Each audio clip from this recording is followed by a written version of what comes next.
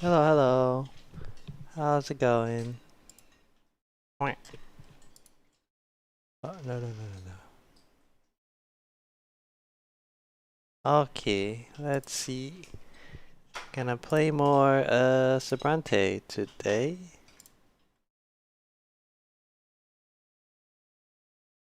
Here we go. Oof, okay.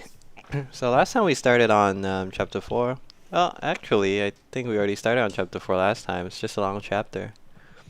Um, Apparently we're like halfway through, but I don't know. I don't know if the years go by the same speed, so to speak. Because according to the text and the story and whatnot, wait, it already seems like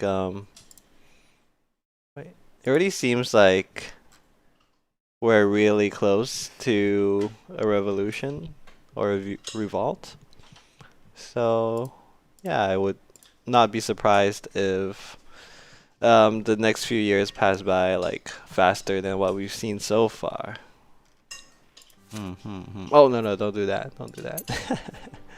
Okay, yeah. All right, let's get started. Confession. A servant wakes you up in the middle of the night. There's a visitor, a champion of faith, with an urgent note. You unfold a scrap of paper. Meet me in the silver tree. It's urgent, Jian. Oh. Oh, what's this supposed to be, huh? She would not summon you so late unless it were truly important. Something has happened. Is Jian in danger? Oh no, is this spicy? The shining pillar is particularly bright tonight. Its light emerging from the glow of the silver tree. Jian is not by the temple door. She is a bit further away in the square. She greets you and leads you under one of the tree's enormous roots. It is twisted and bent, forming a particular kind of grotto.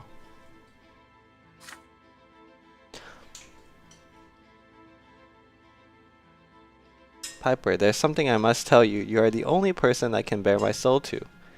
Under the silver tree, no one can tell a lie. I will be completely honest with you. Please offer me your guidance. Or, if I am to suffer for all eternity in the hereafter, then tell me this too. Slowly, you nod in return. The silver tree's tranquility fills you. The woman who stands before you is not an inquisitor right now. At this moment, she is a human, a person with all her weaknesses, mistakes, and inner conflicts. Of course, you tell her you would be glad to offer her guidance. Yeah, just guidance. Jian sighs heavily. She is terrified, but her resolve is stronger than her fear. The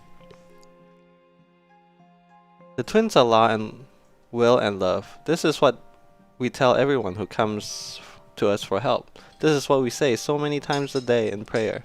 Their law is clear to me, and I can feel their will everywhere, but what do I do about love? How am I supposed to tell their love from the worldly love that no priests are ever allowed to feel?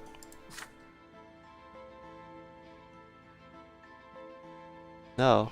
Do you remember when we first met? It was here a lifetime ago. You both belonged to the common law back then. I took your hand in mine. I wanted to keep you safe at the temple, safe from the corrupting teachings of Fotis. And that's when it all began. I still remember how you blushed. All my life, service to the twins has been my only truth. I've known my path and the sacrifices I had to make ever since I was a little girl. I'll never be a wife or mother. I'll never live a life of pleasure. I've been given the gift of truth. I am one who must bring their word to the world. No, but you, every day I spend with you is agony. I've gone astray. The light of the twins used to be my beacon, but you're blocking it out. This is wrong. I've prayed to the twins again and again to set me free from this emotion. I've tried so hard to purge the thoughts of you from my mind. Tried to see you as the test they have sent me. But I can't. You are my sin, my torture, my love. I cannot hide from this. Show me the way, please. You're the only one who can do this, and no one else. Ah! Why, Jian? Why? Jian's hazel eyes are full of tears. The branches of the silver tree glow softly above you. She's right. There's no hiding from love. You cannot resist it. Should you even try? This is a place of honesty. And this love, it fills you both. Hmm? It asks no questions as it guides you towards one another with great certainty.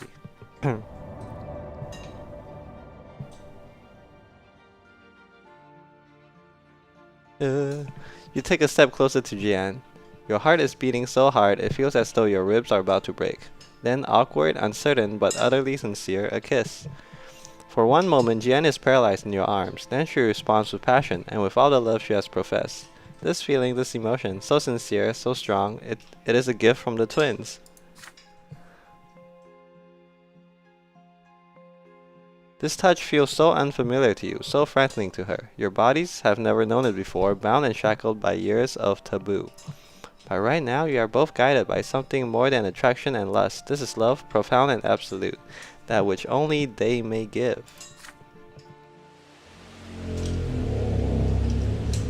With a sense of awe, you remove the veil from her head. Her hair, it has been so long, you forgot what color it was. It is blonde and it shines like a halo in the silver tree's glow.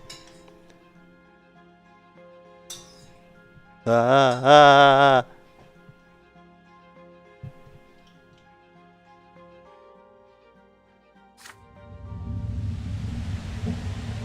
ah.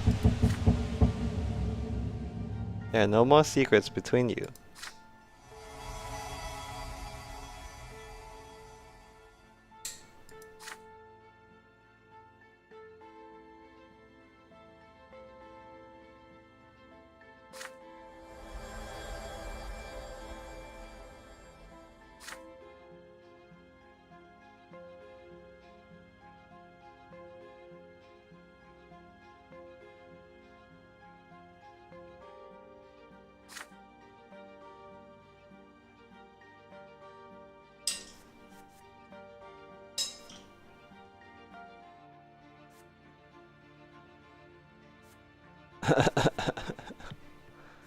We can't deny this. We can't pretend it didn't happen, but what do we do now? Yeah, I can. Yep. Okay, so I can't. Oh, damn. Because I don't have enough relation with Jian, I can't actually pick any one of these, unfortunately. I think that's fine, right? I never intended to be that close with Jian anyway. Let's just say it was an illusion. Not like I have a choice.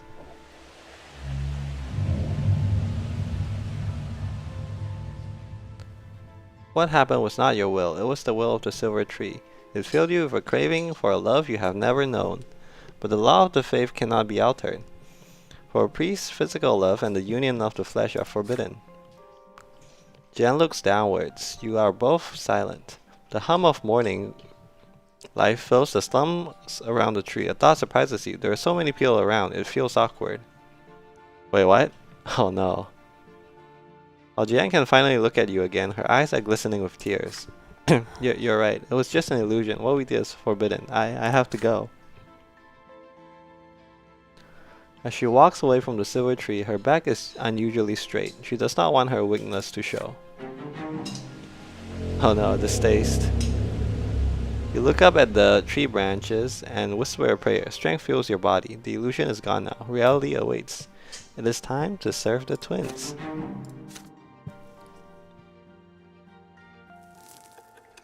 Another year has passed.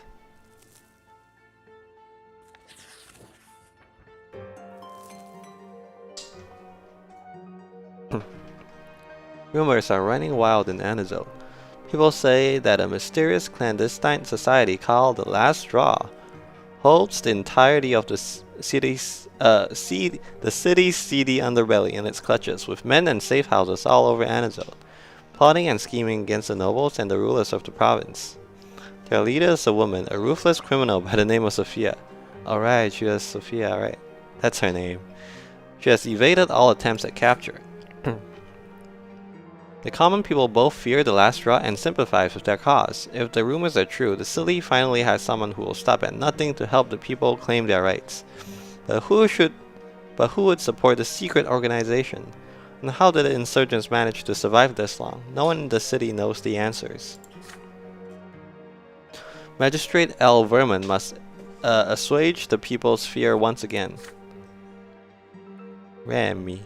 The vile mutineers and heretics who call themselves the last straw will be caught and executed very soon, and anyone who has given them money and shelter will meet the same fate. The secret chancellery will make sure of that. But even facing a manhunt, the last straw still endures. Slowly but surely, the influence of this underground organization is spreading through the city. Order went down again. Power goes up. Okay. Well, oh no, losing money.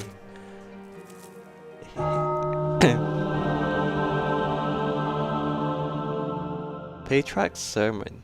Thanks to Father Ulrich's efforts, Cassius has lost much of his support among the clergy and the flock. But today the Patriarch has summoned the people to his evening sermon in a clear bid to regain their trust. With several champions of faith for an escort, you walk to the square by the silver tree to hear the Patriarch speak.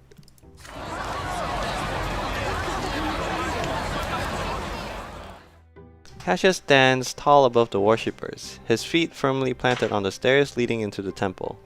The old believers crowd the center of the square, while the new believers, led by Father Leonard, stand on the outer edge.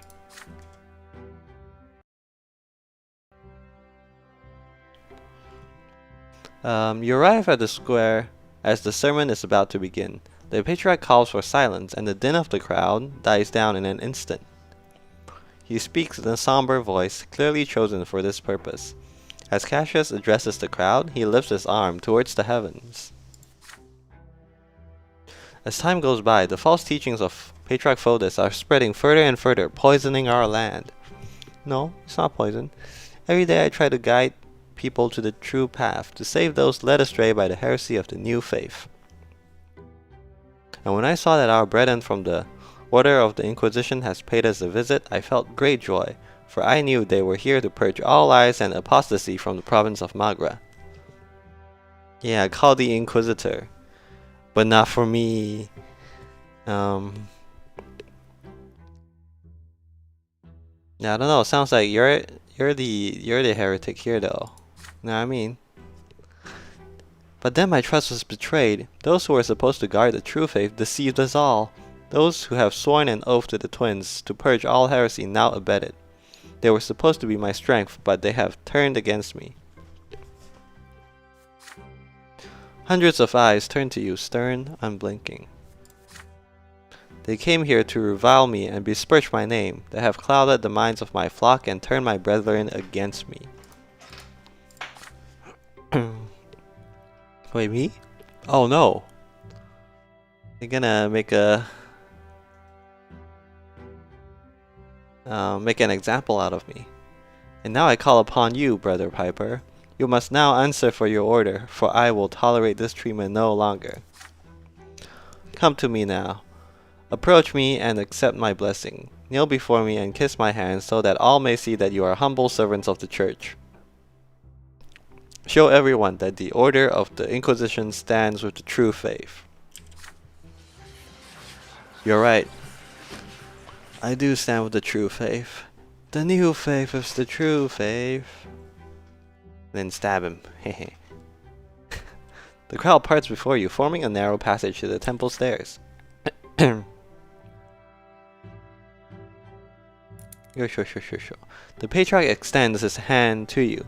Kissing it would be a public statement, tantamount to acknowledging that the Order sides with Cassius and supports him and the old faith. But do you have a reason to challenge the Patriarchy? Oh, the Patriarch? Is this the way to openly confront him and his entire flock?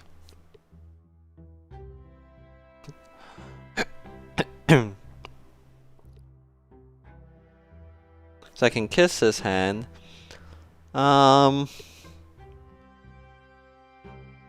And some things happen, sure. I get one more reputation for my family. But I lose the tolerance of faith, which is not good.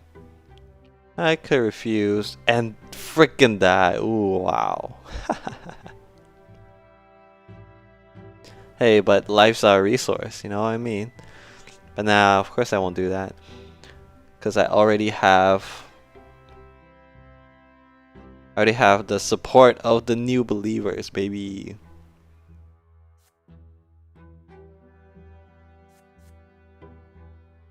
Yeah, but reputation though? Nah, I'm just kidding. New believers, get him! You turn to Father Leonard. He nods in understanding. The abbot of the temple lifts his staff above his head. The people around him part so that he may be seen and heard. Oh my god. Patriarch, as far as I'm aware, the Inquisition works to protect the faith of the twins, which is more than the teachings of Icetius or the dogmas of the old faith.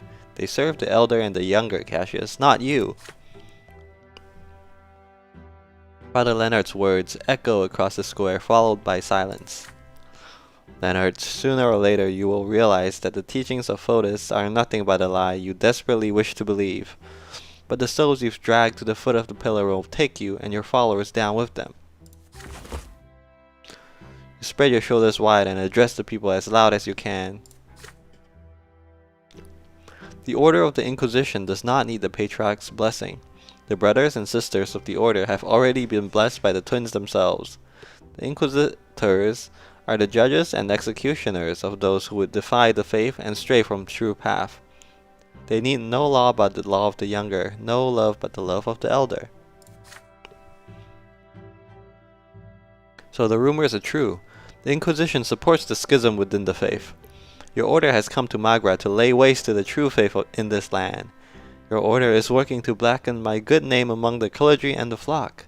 Your order wishes to put some new believer heretic in my place, so that he may poison people's hearts with his false teachings. Cassius, every year more and more people in Magra and the rest of the empire are refusing to obey the merciless laws of the old faith. Our teacher, Patriarch Fotis, preached in this very square, and it was in this very square that he was murdered. But even that didn't stop his teachings from spreading and gaining support. Yeah, probably did the opposite. One day the new faith will come to replace the teachings of Prophet Icetius. You too will be replaced by a man chosen by the parish. But the Inquisition will stand guard to keep us safe from witches, apostates, and enemies of the faith. Brother Piper, you should go. You will not find anything but lies and false accusations here. Oh, that's my cue. Alright, see you later. Have a nice weekend. See you Monday. You leave the square accompanied by Father Leonard. No one who was in the square will ever forget that gesture or the words you spoke today. Religious riots! We're already at 10 though, so not really a problem. What happens if it reaches 0? Downfall of the Inquisition? Eh? What happened? Hunt for Thomas? This event is a consequence of your previous actions. Okay. So because I haven't cut ties with him, I get the story. Okay, makes sense. And then there's this Alton guy, which I don't even know who he is. You are shaving before going into town. You scoop some warm water from the wash basin. This morning light, reflected in the mirror, is blinding. A servant rushes in with an urgent letter, or rather, a crumpled up note. He says it is from a childhood friend of yours. You flinch involuntarily. A nasty cut appears on your cheek. I'm scarred. Oh, Piper, I'm in trouble. You're the only one who can help me. I already told you about how I got on Commander Autumn's bad side. Ah, that's his boss. Okay, his commander. I went against an order of his. Didn't want to squeeze the last penny from an already poor village. Autumn's thought me a traitor, and now he's finally found an excuse to take me out. Take me out. If I don't find a way out of the city, I'll be executed. Oh no. I did my best to hide, but Autumn's henchmen are on my trail. I'm out of time, Brante. If you can, for the sake of our old friendship, help me out of this mess, somehow. If Autumn finds me, I'll be off to the Shining Pillar in no time. Your friend, Thomas. Oh man. You crush the note in your hands. A drop of blood runs down your cheek. Your friend is in great danger. If you don't interfere, Thomas Guerrero is doomed. I cannot get involved, but he's gonna die. Okay. Okay. Oh, so this is the only thing I can do, right? Oh no, I'm going to die too. If I hide him, I'm gonna die myself. Yikes. If I'm lawless, I can do this, get him out of the city, or if I'm if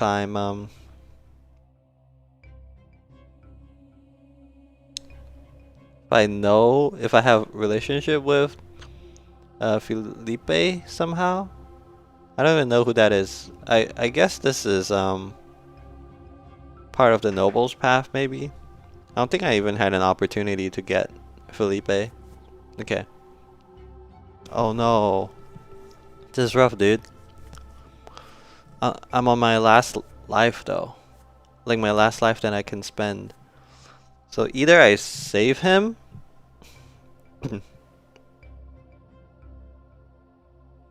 Either I trade my own life for his. Or I just let him die. Oh no. This is rough. Ah.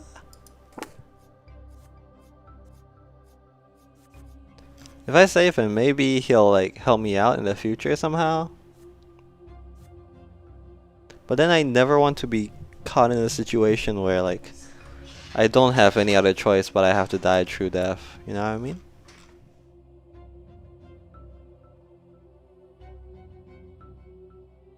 But usually there's always a choice, right? Man, this is rough.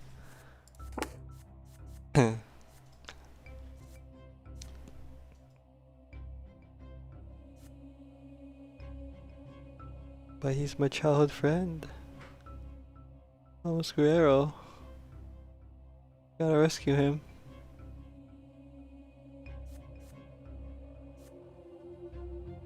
You know what? I'm just gonna let him die. I have to, right? I have to just let him die. Not only should I not lose absolutely all of Inquisition power, I also don't want to die one more time. I'm sorry, Thomas. I'm sorry. Goodbye. Goodbye, old friend. Who can say where the road goes? You lower the note into the flame of a candle. It is reduced to ash in a matter of moments. You will not try to save Thomas Guerrero. His fate is in his own hands. It is time for you to go. You have business to attend to.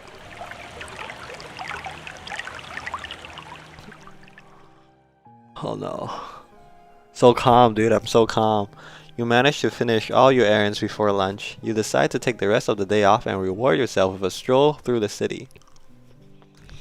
First you come to the square in the Silver District. Sitting on the edge of the old fountain, you watch the noble carriages pass by. The canopy of the silver tree casts a shooting shadow over you. The sun is well past noon now. You continue your walk. A noisy group of students bust out of Sir Tibor's school. The young men have just finished their studies for the day. You were a student there yourself not long ago. You decide to watch the sunset by the city wall. You have an excellent view of the desert, painted by the flaming hues of the setting sun. You gaze at the remnants of the wooden fort from your childhood, but it's getting very late. Time to head home. Oh no.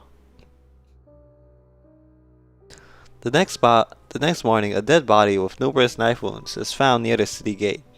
A Legion captain by the name of Thomas Guerrero has met his true death. I'm sorry, Thomas. I'm sorry. I couldn't do it. Wait, how come? He just got stabbed, right? Does that count as an execution? And so a true death? Or was he on his last life already? Yikes.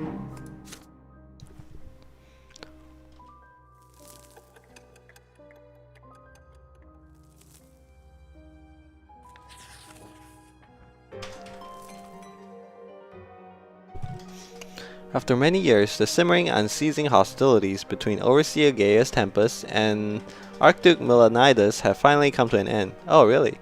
The Archduke has abandoned all attempts to collect additional taxes from the people. Okay, that's nice. By my grace, I hereby release the common people of Magra from the Archduke's tax. All hail the dynasty of Muladinus, which has protected you since time immemorial. The farmer and merchants can finally heave a sigh of relief. Unexpectedly, the Archduke soon withdrew from all provincial affairs, sequestering himself in his ancestral castle of Sepulveda. The gentry who remain loyal to the Archduke are baffled. Has he accepted defeat at the hands of the overseer, or is this just an elaborate ruse? Either way, with the Archduke out of the picture, the senior gentry of Magra have lost some of their influence to the overseer and his retinue of budding dynasties and nobles of the mantle. The feud between the two Argnian rulers have ended, but the noble estate has been split nonetheless. The common people see this as yet another reason to demand change. More! Oh, security's up. Struggle for power up. Nice. Commoners in power, let's go! A sinner's confession. Dusk falls. After a hot day, the city begins to cool down. The skies grow darker, the pillar begins to shine brighter on the horizon. The people of Anizo leave their homes to enjoy an evening stroll.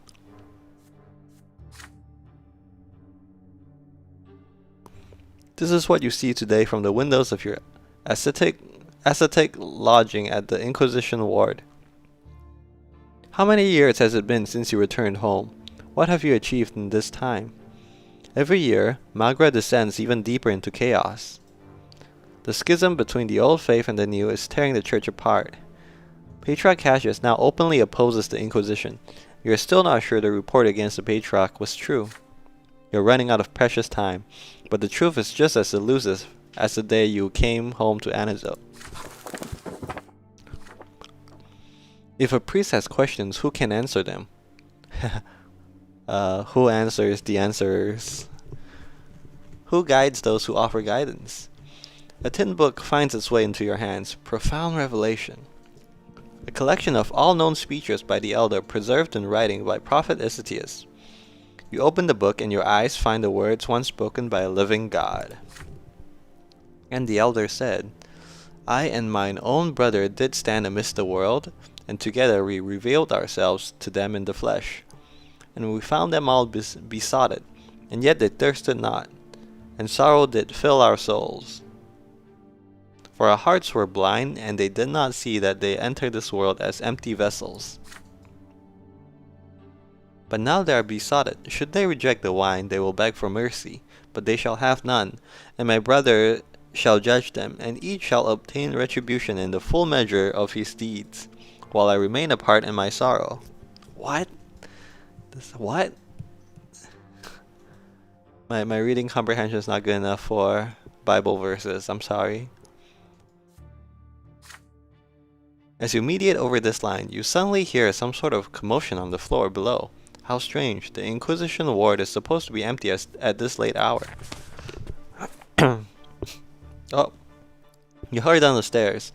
There's several champions of faith dragging a chained man down to the Inquisition dungeons. It is your younger brother. Nathan, what have you done this time? Nathan has been spending most of his time away from home lately. You're not sure when you saw him last. His clothes are torn and tattered, his unwashed hair is tangled, and stubble covers his face. He is brazenly drunk, unable to stand. Even from so far away, he reeks of vomit and urine. Ew, Nathan. Oh no.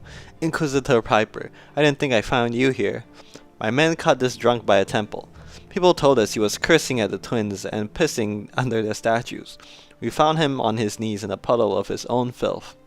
He must have been praying for their forgiveness, the fool. Even the child knows the younger never stays his hand. He's so drunk we couldn't even get his name out of him. I'd let him sleep it off before the interrogation if I were you. You thank the captain for this information, but insist on interrogating the man right away. As you wish. The night watchman will be right here. Just give us a shout if you need us.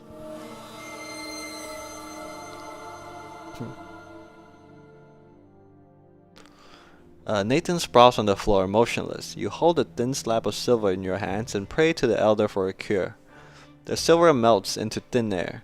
Your brother winces and squirms as if in pain, but soon grows quiet. His eyelids flutter open. His eyes are filled with animal terror. Piper, where am I? You tell him everything Captain Agaroman Agaronim just told you just now and asked Nathan to explain what happened tonight. He sits up, squeezing his knees to his chest. His voice is very quiet. It'll be a long story, brother. You won't like it when you hear it, but I don't care. If it's you, I'll be honest. I've rejected the twins several years ago now. Oh no. It was probably because I told him, right? I told him to hate the gods. Several years ago now. Their will and law and love mean nothing to me anymore. Our gods are merciless. Their law is brutal, ruthless. Their love is an abuse. Their will is tyrannical. That's heresy, bro. What? You cannot help but glance around the interrogation room. Are you sure no one heard your brother's blasphemy? I couldn't live by the lot of my birth like Icetius wants us to. I turned to the new faith and tried to find my own path to the twins.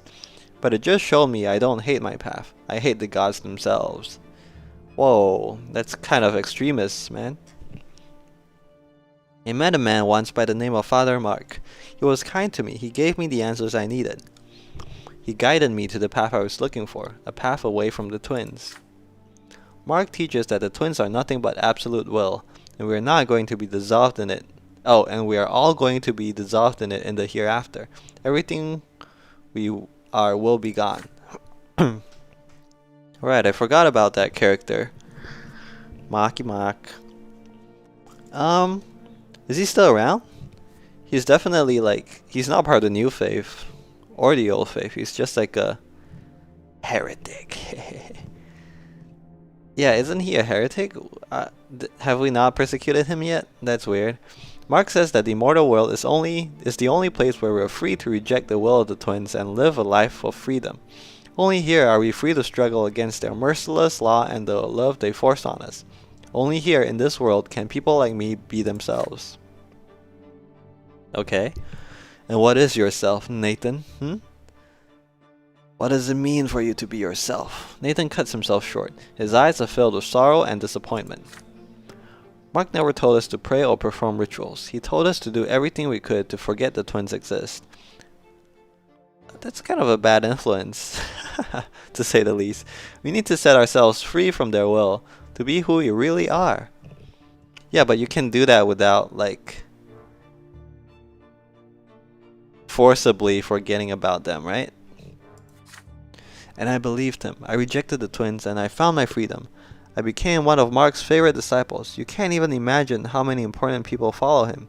Even Patriarch Cassius. He follows Mark's teachings too. Wait, what? What? What did you say? Cassius? Patriarch Cassius. He's been helping witches and people of other faiths and people like me. He gave us shelter to hide from your order's spies. He told us he was happy to help somebody, anybody, be free from the twins so we can live our lives as we see fit. Recap the story? It's a long story,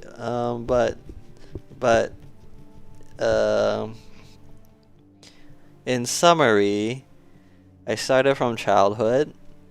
I went into the city to get a higher education. Okay, so my dad's like a nobleman, but my mom's a commoner. Okay, so back to the world building, right? There's so the gods are real, right? There's two gods. They're called the twins. There's the elder and the younger. And a long time ago, there's this prophet who wrote basically the Bible for this world. And the Bible says that there's 3 different lots in the world. The lot of the nobleman, the lot of the commoner, and the lot of the priest. Right, so in the book it says that commoners are meant to suffer like they should suffer and work hard, and nobles, their job is to fight and to rule over other people and to protect people, and priests are there to guide people. So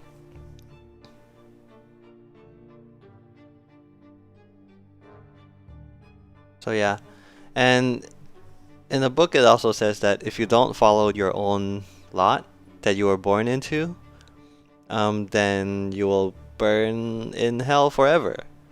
And if you follow your lot, you will go to heaven.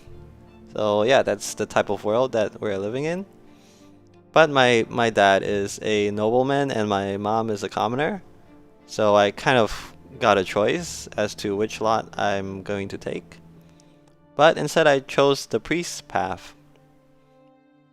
Yeah, I went to the city and I learned to become a priest.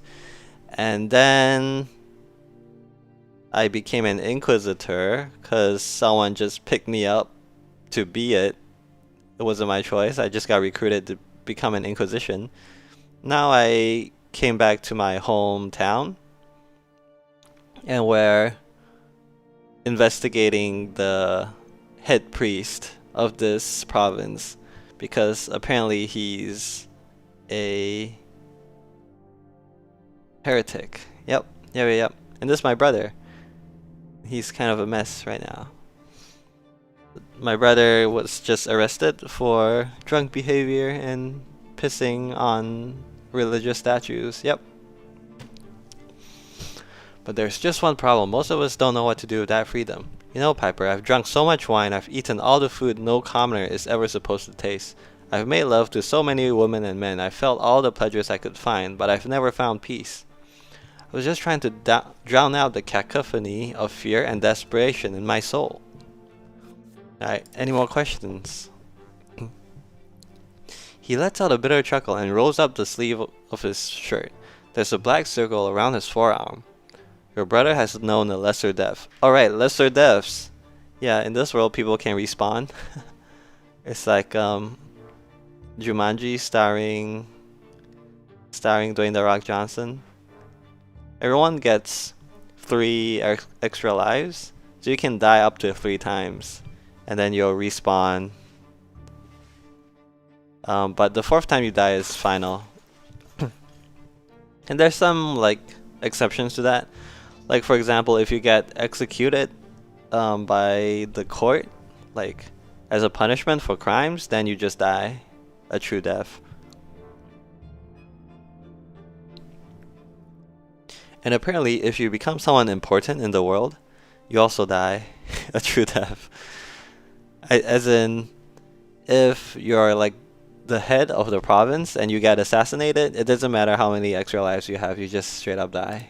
Which is a bit weird, like how important is important enough for that to happen, you know?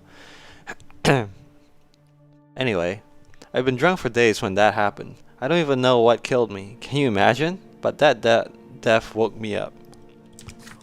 Maybe he just OD'd. When I appeared before the twins, I saw just how wrong I was. Mark, he took them away from me. The freedom he gave me was just nothing. An endless waste of life. I'm already doomed to suffer. But I'm still not happy here in my worldly life. Nathan points at his chest. He used to wear a symbol of the twins there. Then I started drinking again. Oh no. I tried to reject it, everything I felt. That's when I went to the statues of the twins, screamed insults, and asked them questions. Why can't I just accept them? Why can't they just accept me? But of course they didn't tell me anything. They never listened, they just speak their word. Then I got down on my knees and begged them for forgiveness, even though I know they never ever forgive. Nathan looks at you again. Brother Mark's path wasn't mine after all, Piper. But there are people, some people, who don't have a place in this world of the twins. Please, I'm begging you, have mercy on them. They've already doomed in the hereafter. Please let them live their mortal lives in peace. Alright, I mean, if they're happy, I'm fine with it, I guess. Even though I'm not supposed to be fine with it. Your eyes are fixated on your younger brother. This is it. The answer you have been waiting for all along. Have the twins finally heard your prayers? And what do they want you to do now? Okay. I can find him guilty. And I'll be able to get some evidence against Cassius. I can let him go. Which means I'll take a little hit in my reputation. Oh, damn it. I'll take a hit to reputation no matter what I do, I see. Yeah. Okay. As long as I don't take a hit to my unity, I guess that's fine. I can... Whoa, I can recruit him. What? Guide Nathan to the right path. You are a priest. By your lot, you must guide souls to the true path. Your brother must help the Inquisition arrest Father Mark. Interesting. So I can recruit him. Straight up just recruit him to go against Father Mark. So I think either set him free or recruit him. I don't really care that much about arresting Father Mark. But then again, I don't really want Inquisition power to fall below 1. Because I'm afraid what would happen if it collapses, right? Even though I don't see any like Pokemon badges for when the Inquisition collapses, but surely must do something, right? Occupation. Occupation. Collapse of the Inquisition. Oh, it didn't collapse. Right. Yeah, it doesn't say what happens if my Inquisition power falls below 1. Maybe I'm curious to find out. Choosing this...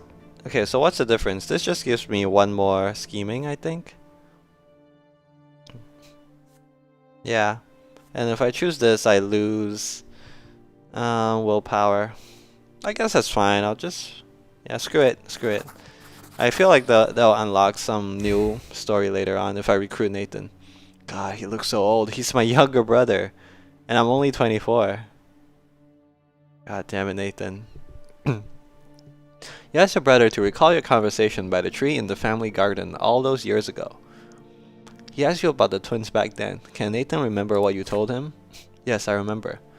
The twins are always testing us, but they don't hate us. They come down to our world and taught us how to live, so their law contains their love. That's right, without the twins, there's no life, neither in this heavenly realm nor in the hereafter. Those who reject the gods die inside and can only eke out a pathetic existence. Father Mark and Patriarch Cassius are dooming the very people they're supposed to be fighting to save. They have failed their lot and are now leading their flock to the foot of the pillar. But the twins have blessed Nathan with a revelation that can save people. The twins show Nathan the path to them, and now they are giving him a chance to stop Mark and his perverse teachings. The twins want to save Mark's erring apostates and return them to the bosom of the true faith. Nathan thinks deeply for a while, then answers.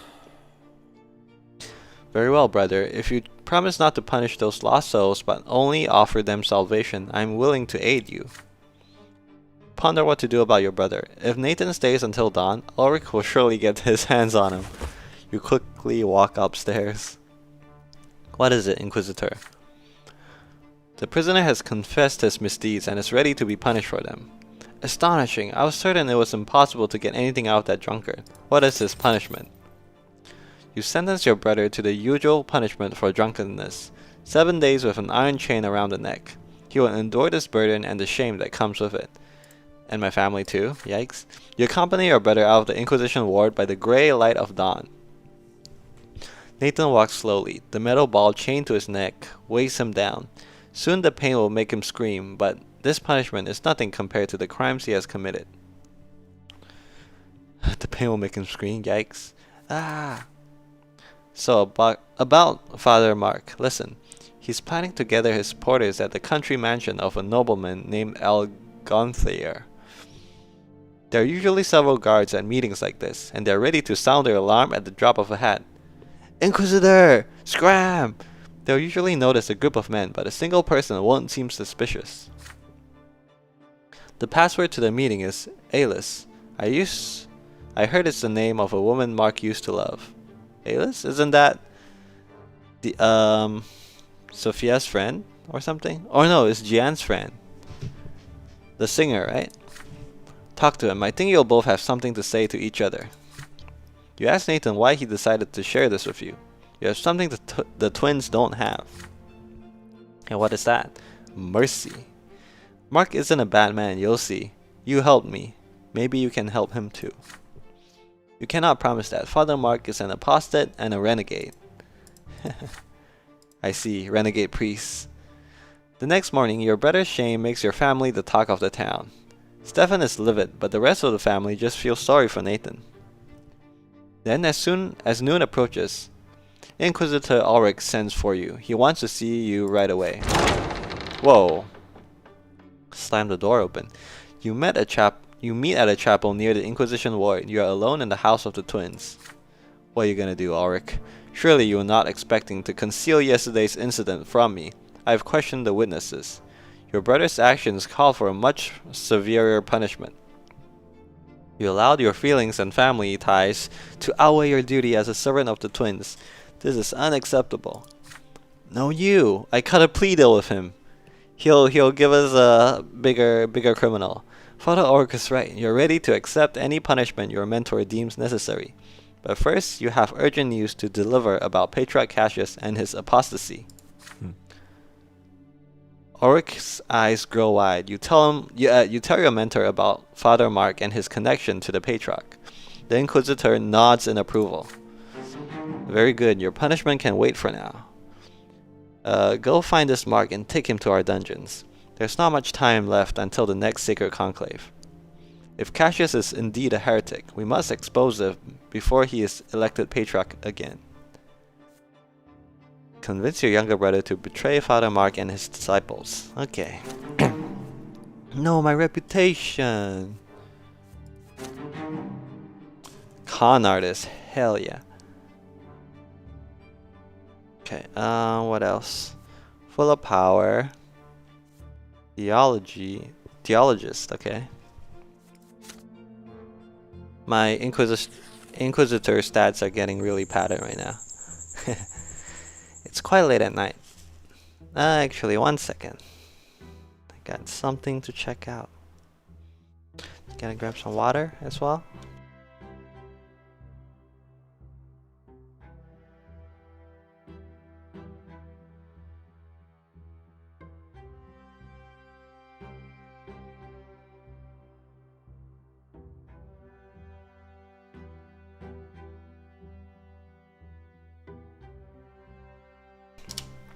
Okay. The renegade. Oh, must refer to Father Mark. It is quite late at night. The cold air of the desert burns your skin. You're accompanied by Gian, Captain Agaronim, and his champions of faith.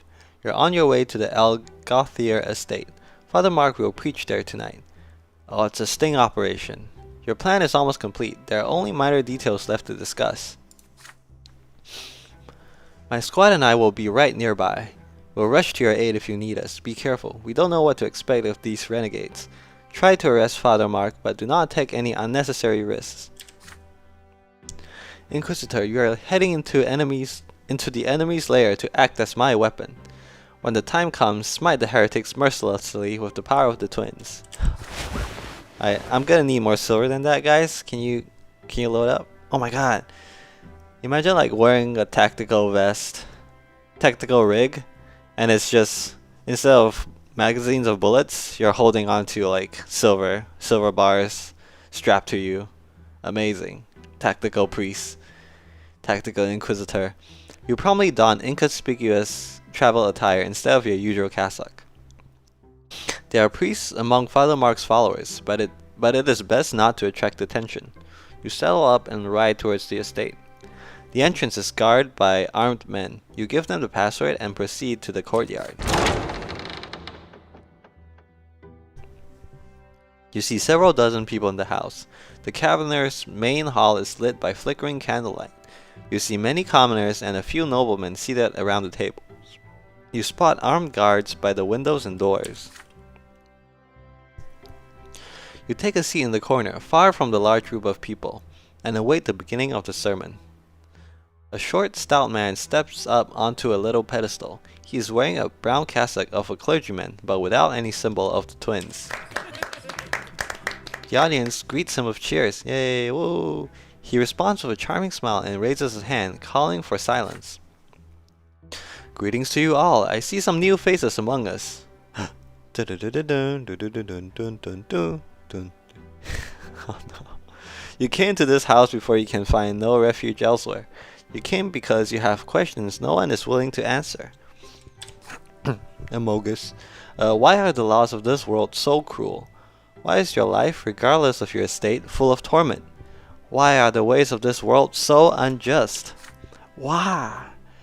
Why? And I answer, ye shall know the tree by the fruits. The twin gods created this world with their will. The twin gods bestowed their lands upon us. The twin gods filled the world with their love, but their creation is unendurable. There's no mercy in it, no joy, no kindness. If the world the gods created is so cruel, the only conclusion is that we have very cruel gods. He's not wrong. A disturbed murmur buzzes through the audience. What the twins do to us with their will, their law, and even their love is a violation. They take our lives away, subjecting our existence to their will. Our happiness and joy is of no consequence to them, nor are our desires and hopes. All they require is servitude and unquestioning obedience. Wait. Well, I guess it doesn't necessarily mean that the gods are cruel if the world is cruel. It could just mean that the gods are not all-powerful, you know? Like, just because you can create existence doesn't mean that you necessarily have the tools to make everyone happy, right? Even if they want to, maybe? After we die, the inevitable awaits us. We will be dissolved in their boundless will. Yeah, the end of Eva, I know. Submitted to their absolute law and drowned in their merciless love. Our will shall be no more. In the hereafter there is no I, just they. We will cease to exist. I don't know about that though. 'Cause I've communed with my dead grandfather. He doesn't seem to be like mush. He seems to still be an individual. So it makes no difference what we face after death. Whether the peak or the pillar or the foot, it is all the same. Eternity, dissolution, and oblivion. Have you heard of the High Elves? But despair not, brothers and sisters. As long as we have our worldly life, we do exist. As long as we live, we can still discover ourselves and become what we want to be, not what they want us to be. So we must cast aside the twins and live our lives in this world without a second thought for our cruel gods. We're all doomed in the hereafter, hence we are free now. I call upon you to rebel. Yeah. Without a spiritual rebellion, we will all become slaves to their will for the rest of our lives. We will miss our only chance to live beyond the bounds of their pitiless laws, and our lives will be no different from the hereafter that awaits us. The listeners meet Mark's word with hushed awe. Okay, but how do you know that that's the truth, Father Mark? I mean, if you can't have like concrete proof of God's existence, then maybe you could say, yeah, sure, it's all up to interpretation, like in our world. But I feel like in a world where you can literally die and come back to life and see the face of God and talk to them, I feel like it's a bit more of a stretch to claim what he's saying. He's claiming to have knowledge that what happens after death is that you'll be dissolved into the will of the gods, when that's not what they said, right? That's literally not what the gods said. And we know that they're real, so I don't know, kind of weird. But be aware that the path of deliverance is hard. Freedom is a burden, and it can break the spirit of even the most stalwart and wise. You think of Nathan lying on the dungeon floor. This is for my brother, you motherfucker! Patriarch Cassius was our brother and followed our teachings. Oh, got him. He protected those in need of salvation and freed those who could no longer bear the will of the gods. But Cassius embarked upon the path of rebellion in an attempt to become like unto a god himself. Hey, what? Oh, okay. He wanted power for himself, I guess? Because he already is in a position of power.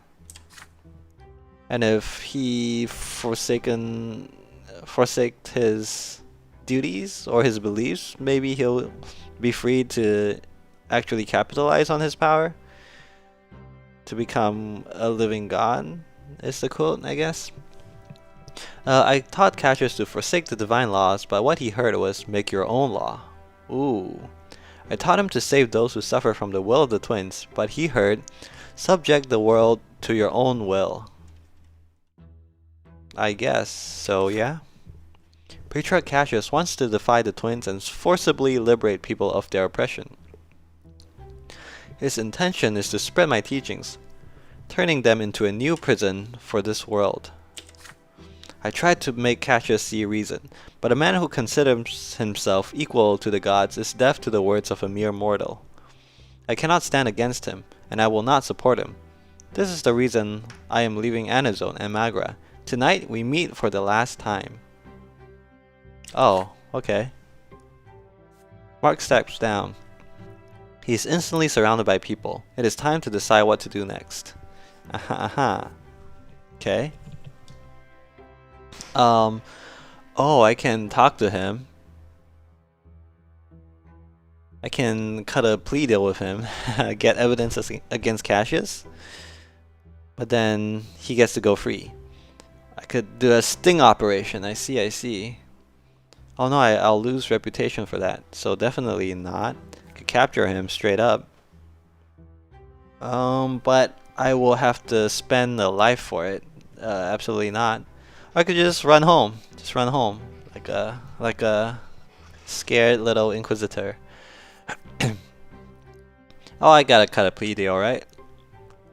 The only thing concerning about this is I'll drop Inquisition power by 2.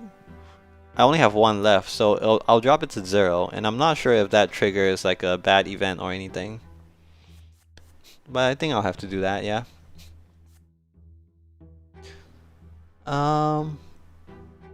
Could also do. Nah, I don't really want to draw reputation, to be honest. It's kind of viable though.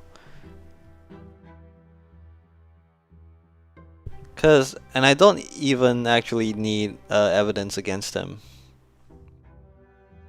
Because there's 2 different endings I could go for. One is using evidence to overthrow him, basically. Using the new faith. And the other one is just straight up have religious riots across the land. And with tolerance of faith at 10, I'm heading towards that ending anyway. So I don't really need evidence, but I'm gonna get it regardless. But I'm just gonna pick the first one. Cut a plea deal. You patiently wait while everyone receives their admonition. Only when Mark is left alone do you approach the preacher. Good evening, young man. I don't think we've spoken before, though your face does seem somewhat familiar. Yeah, you see me out on the streets. You see me preaching. We're colleagues, actually. Oh, never mind. Could it be that he recognizes the features you share with your younger brother? Mark's eyebrows rise slightly, but he is still smiling. Ah, Inquisitor Piper. You are Nathan's brother. Of course I remember you. Oh, wow. He recognized me so quickly. My pupil Cassius has a very particular opinion on you. I presume you didn't come alone here, did you? So why am I not in chains yet? He responds with a direct offer. If Mark does not want to find himself in the Inquisition ward, he will help the Order bring Patriarch Cassius to justice. Mark ponders your ultimatum. And what do you intend to do to me and my congregation?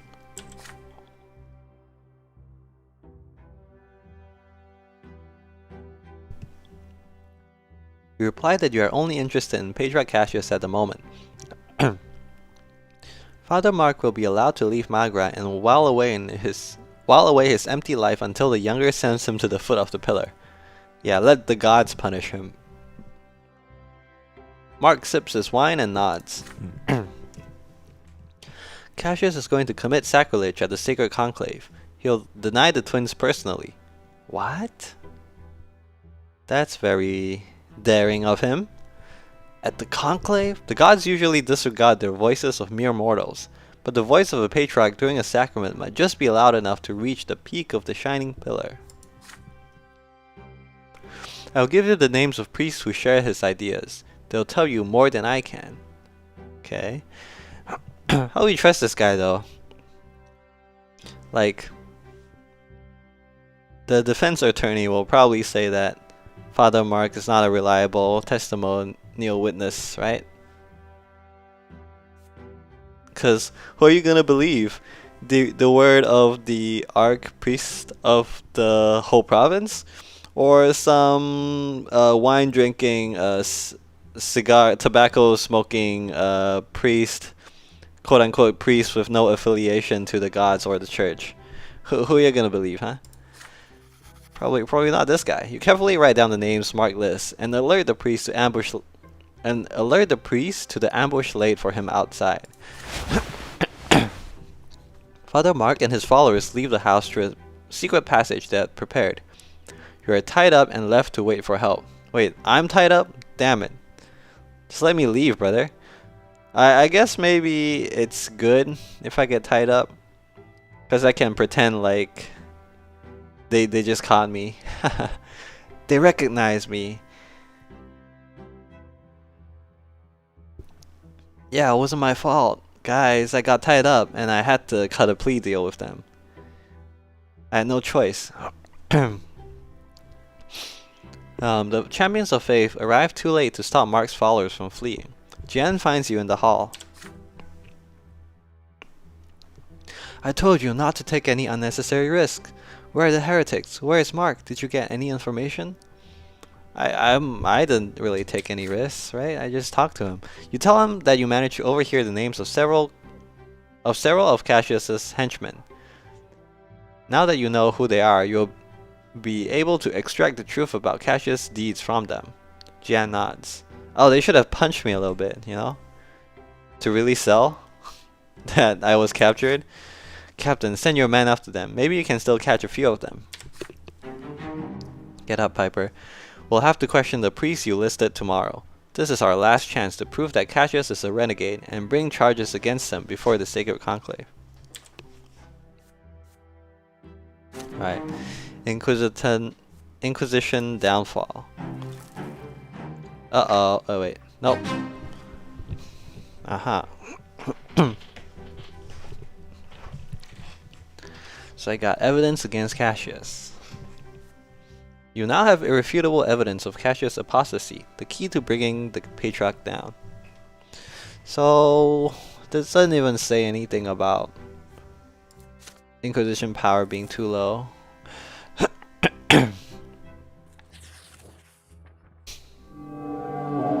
Oh no, Mom, no! Mom, no! I didn't get enough unity in time, I think.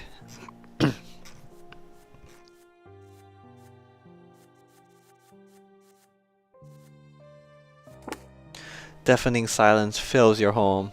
You are standing by Mother's bedside. So are Father, Gloria, and Nathan. For an entire day, Mother has been feverish, barely conscious. Gloria never leaves her side, not even for a minute. Nathan has even stopped drinking, so he can offer your sister his awkward help. Can I just use my priest magic? Please? Use my silver? Mother's health deteriorated greatly over the past year, and the fighting in the family home has dealt a great blow to her. She has been bedridden for a month. You have been to every doctor and folk healer, but no one can help her. It's in God's hands now. God's hands. They all tell you the same thing. Lady Lydia's life is in the hands of the twins now. If she passes away, she'll not come back. And so you wait by Mother's bed in sorrow, hoping that she will regain consciousness. There's a long silence that no one has the courage to break. Then, at last, you hear Nathan's meek voice. Mother, it's me, Nathan. Can you hear me? Mother suddenly rises on her elbows. She looks around, her eyes uneasy, beads of sweat forming on her pale forehead. My son, where are you? Nathan takes Mother by the thin, emancipated hand. She leans closer to look at him, struggling to recognize his face. Stefan! Uh-oh, that's the wrong child. Were you playing with your younger brothers in the garden? You must be all dirty. Come here. You may not be my son, but I care for you as though you were my own. Oh, what a nice, happy family we are. A blessing from the twins. Nathan is unsure of what to do or say. Father strokes his wife's hair. His eyes had two orbs of searing, indescribable pain. You're a little confused, Lydia. This is Nathan. And the children are all grown up now, remember? Mother's eyes were bright and alive just now. But the next moment they grow dim again. Her head falls weakly back onto the pillow. You're right, my husband. The children grew up, but I was never able to teach them how to live in peace with each other. I let you down, Robert. You made a mistake when you took me into your home. You saved my daughter and me from a life of poverty. And how did I repay you? Gloria cannot take it anymore. What are you saying, Mother? Don't you dare blame yourself. You did your best. You did all you could. Yeah, it was Stefan who was a little bitch. Father looks away, unable to hold back the deluge of tears. Mother's voice, so faint now, calls out to you. And Piper, where is he? With great care, you move closer to Mother. You answer her quietly. You're here, right by her side. Piper, I'm so happy to know you're here. I always knew greatness awaited you, ever since you were a little boy. What a shame I won't be there to see it. I couldn't save the Brante family. I will face my punishment at my final judgment. But don't worry, my dears. I'm ready to stand before the twins. Lydia's Brante's voice trails off, no longer a voice, just a final whisper of life. Will you accept your mother's death, or will you find a way to fight for her life? You can share your strength with your mother. Yeah, I don't have enough unity for this. No. No, I'm missing one. I'm missing one. Fuck.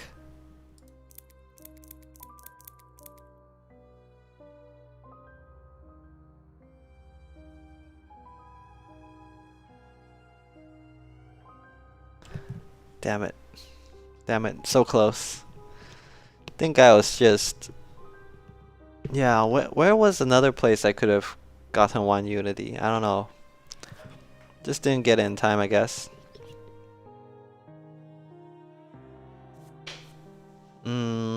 Maybe I should have, like, farmed it since my childhood, you know, farmed it since early game. I didn't pay too much attention to it in the beginning. And, ever since chapter 4, I've been trying to raise the stat, but can't get it high enough in time. Oh no, guess she'll have to die. Mother is not long for this world, and there's nothing you can do about it. Your heart aches and grows numb as you realize the inevitable. There's nothing you can do to help your dying mother. There is nothing that would give her strength. Your family has grown weak from all the spite and strife that has filled your home. Even now, at Mother's deathbed, you can feel the enmity, disappointment, and anger driving your family apart. And it's gonna get even worse. Children, accept this humbly. Her voice throws off, her eyes grow dull, her cold hands release yours, fall onto the bed and grow still. The last emotion on your mother's face is a sadness born of exhaustion. A scream of despair rips itself out of Gloria's throat. We did this to her. We fought so much that we killed her. Me, Stefan, Piper. Nathan yelps with grief. He runs away, howling. Father slowly sits and takes his late wife's hands in his. His tears flow no more. His eyes stare far into the distance, empty and bleak. Lydia. You mourn her together, but alone. You leave the house to roam the garden, empty and numb. Mother has left this world for the peak of the pillar to face the twins' judgment. She spent all her life preparing for this journey. But now her mortal life has ended. She is no longer here. Never again will she gather the family at the table. Never again will she offer a word of solace in trying times. Never again will she greet you with her quiet, humble smile. You bury your face in your hands. Lydia Brante, your mother, has left this world. Oh no.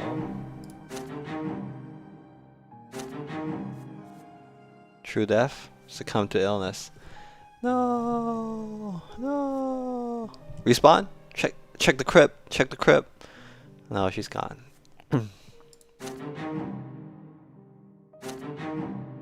I lost so much willpower. Oof. It's 0 now. Oh no, that's terrible.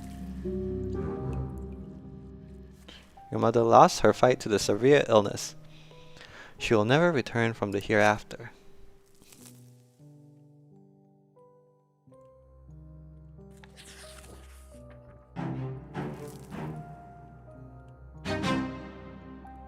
The runaway bride.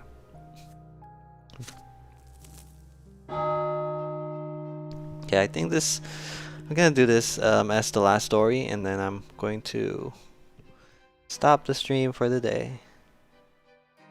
Woke up pretty late today, so I don't know. I feel like my voice is really hoarse today, if you can tell. I don't know, I can certainly feel it. So I'm gonna just do one more story and end it here. For some time now, you have been trying to remain aloof from family matters. The conflict between Stefan and Gloria has not been resolved, and you have refused to take sides. You are confident that they have been plotting and scheming against each other all this time.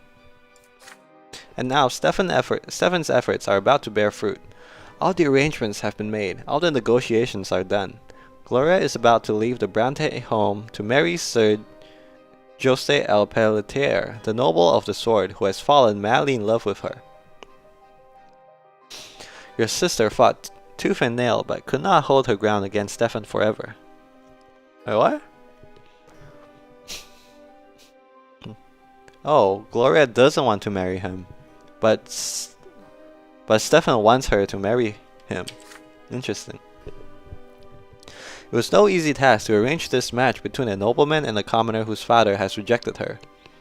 Every single member of El Pelletier's family did their best to change the young nobleman's mind, but he refused to relent.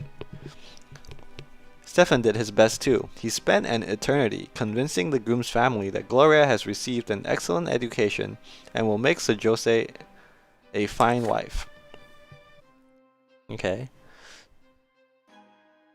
And so the wedding day has come. The family prepares Gloria for the long journey. The wedding ceremony will be held at a church next to El Pelletier's estate. As tradition demands, no one else is allowed to attend the wedding. Wait. No one else? Just family?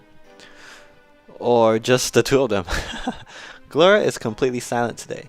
She meekly allows the servants to change her into the coarse, humble garments her lot demands she wear before the twins, all without saying a word.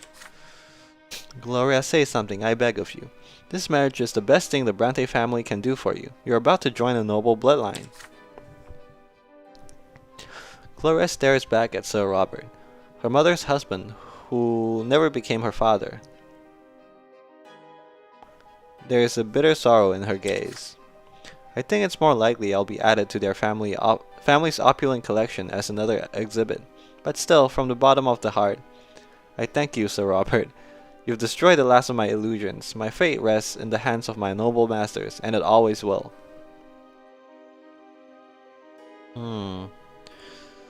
So, if she marries into a noble bloodline, does she become kind of a noble too? No, I guess not. Because she'll just be like in the same position as my mom was in, which is not a great life to have, to be honest, but yeah. I guess it's not even an improvement from her situation right now, because right now, even though she's a commoner, she still has freedom, I guess, to do whatever she wants. Like, no one's really, she doesn't have a lot of responsibility yet.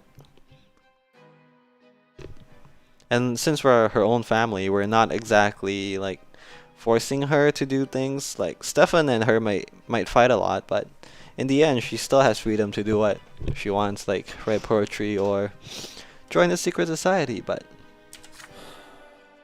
probably all those things will go away. Not go away, but like be much harder to perform if she's married someone else. Father responds with a heavy sigh, at a loss for words. You prefer not to intervene. Gloria would rather not speak to you anyway. Just outside the door, you hear the neighing of horses and Stefan's excited voice. Gloria, your groom has arrived. The man who enters Gloria's chambers behind Stefan is Gloria's betrothed, Jose el Pelletier himself. His dignified bearing and the thin features of his wistful face betray his noble origins. An elegant earring glints in his ear, a concession to modern high fashion. But you see hot though. El Pelletier greets the bride's family with a gallant bow and gently kisses the hem of Gloria's dress. The young noble of the sword takes great pains to remain composed, but standing so close to his future wife, he cannot help but let his emotions show. Good sirs, I fell in love with Gloria the moment I laid eyes on her at that fateful party so long ago. If I may, I give you my word that you are giving her to a respected and prosperous home. Yeah, it better be. And from what Sir Stefan has told me, your family standing will only benefit if Gloria becomes a member of another family. After all, I am a born nobleman with a hereditary title. No scandalous rumors or gossips regarding my wife's origins can ever harm me. Is that so? And any man who dares to speak a word of slander against Gloria shall face a duel to the true death. Well said indeed. A most wonderful outcome for everyone involved. Gloria will want for nothing. I will keep her safe from all the world's troubles, free to write poetry, indulge in entertainment, and serve her husband. Okay, if she's actually free to write poetry, maybe that's not so bad. Maybe. Like, best outcome would of course be Gloria's freedom, right?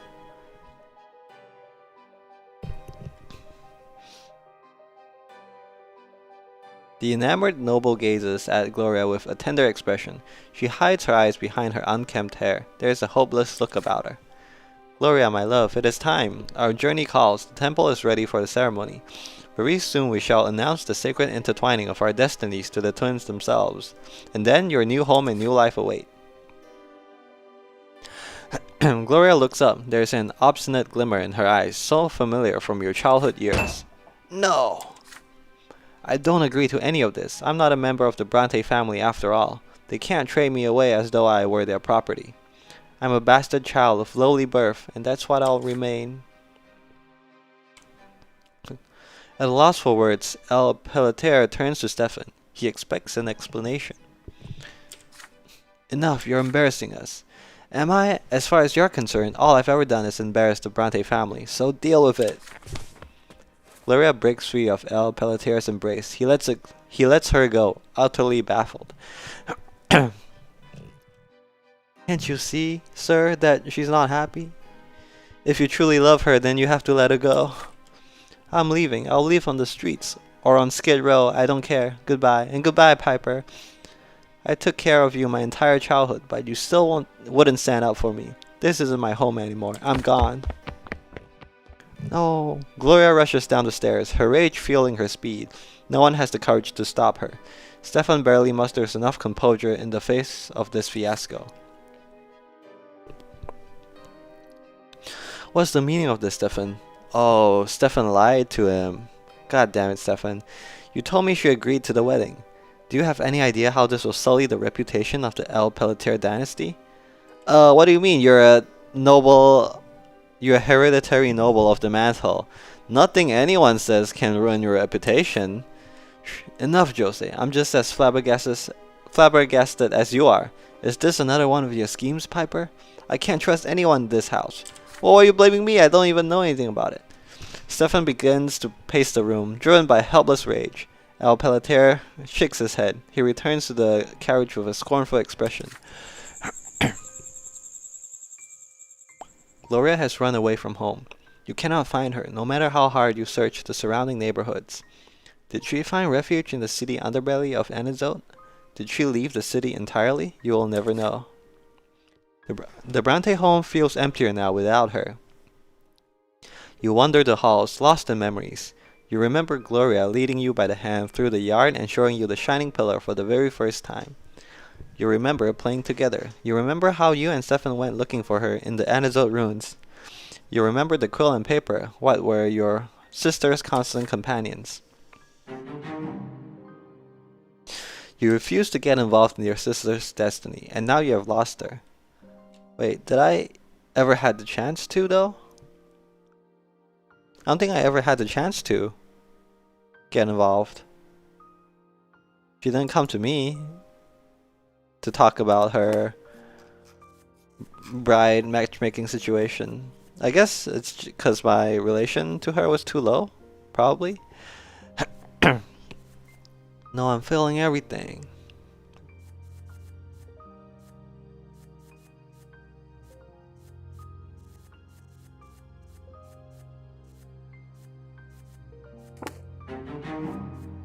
Alright, Stefan's at home. Okay. Gloria, run away. Fled. Oh no, reputation count. I didn't even get a choice. Right?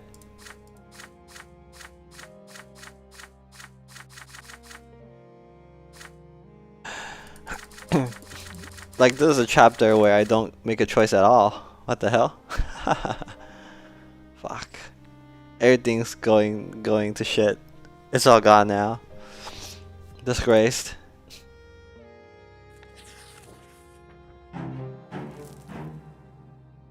The family falls apart. Oh no, the family hasn't fallen apart yet, but the reputation is gone. Oh no.